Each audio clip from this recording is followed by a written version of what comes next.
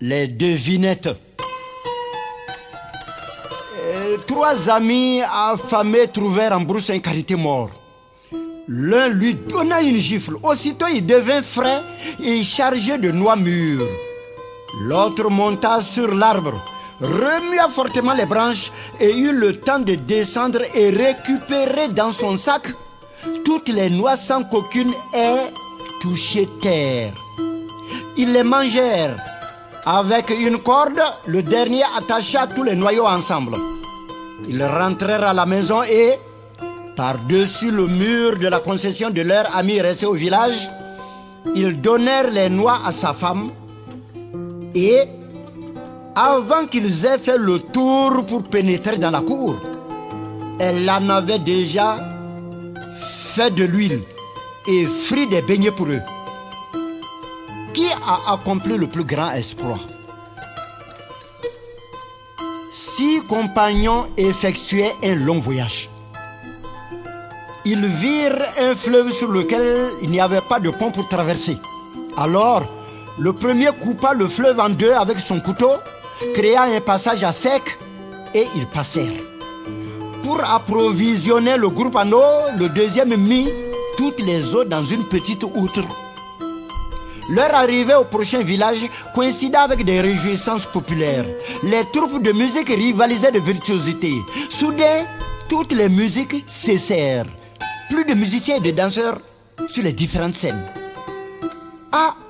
Chuchotant quelques paroles aux oreilles de ses camarades, le troisième les invitait à s'en aller parce qu'il venait de mettre dans les poches de son boubou musiciens et danseurs.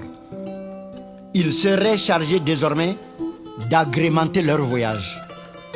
Ils n'eurent pas traversé 2 villages que le 4e s'exclama après avoir regardé dans son miroir magique. Hé les amis, rebroussons chemin parce que dans mon miroir, je vois le cadavre de la fille aînée de notre roi.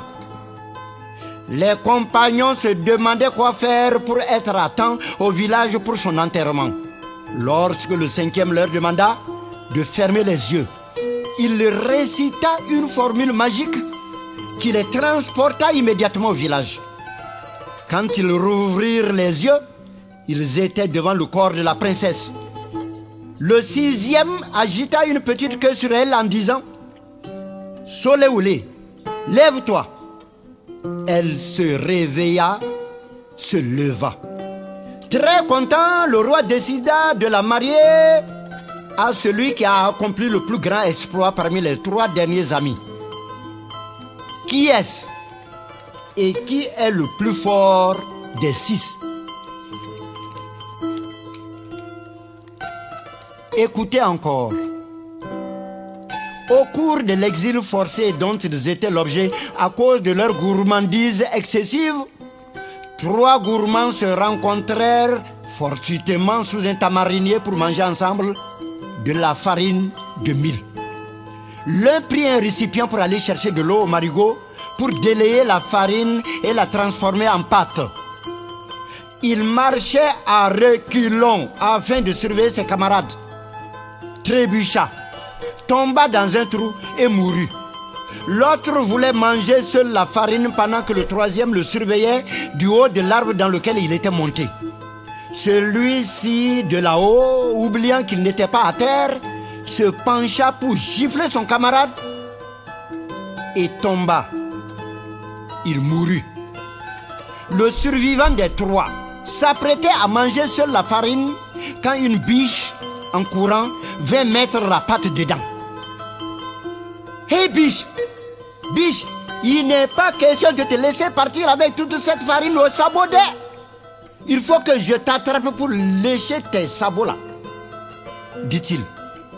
Alors, il poursuivit l'animal